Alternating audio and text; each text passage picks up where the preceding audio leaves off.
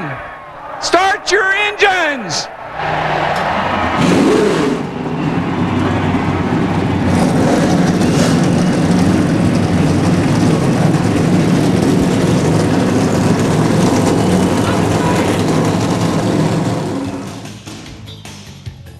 Ladies and gentlemen, here is your starting lineup for the 51st Annual Daytona 500.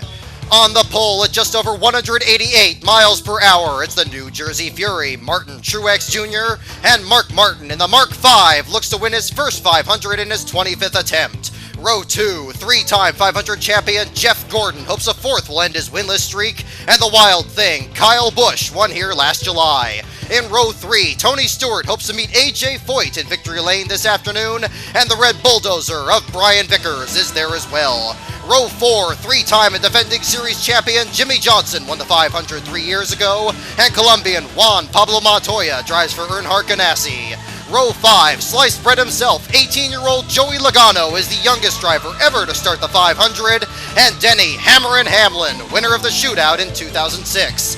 Row 6, the great qualifying run for the Cuban Missile, ARIC ALMIROLA, and Bobby Labonte picks up his best 500 start in 3 years. Row 7, the Blue Deuce of Kurt Busch finished second and third in last year's Daytona races, and fan favorite Dale Earnhardt Jr. looks for his second 500 win.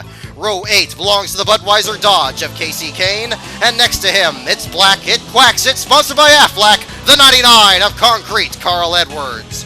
Row 9, outstanding effort for 2005 fourth place finisher Scotty Riggs with Tommy Baldwin's new team, and the same goes for the bailout bomber of Jeremy Mayfield. Like Riggs, he and his staff of previously unemployed crew members raced their way into the 500.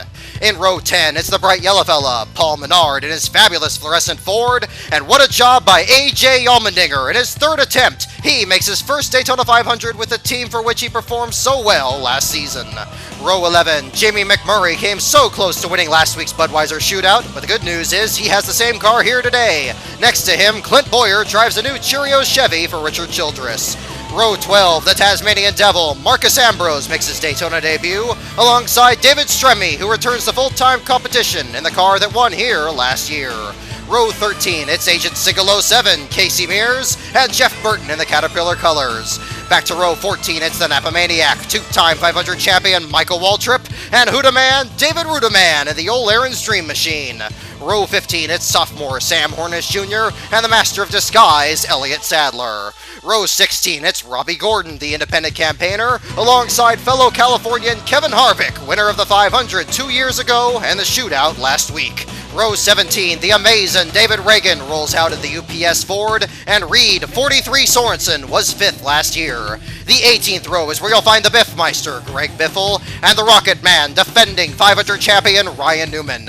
Newman will have to start at the back after this savage crash in the duels, but don't count him out, he wants to become Daytona's 4th back-to-back winner. Row 19, John Andretti and Front Row Motorsports are in the 500 for a second straight year, and the need for Scott Speed begins his rookie season.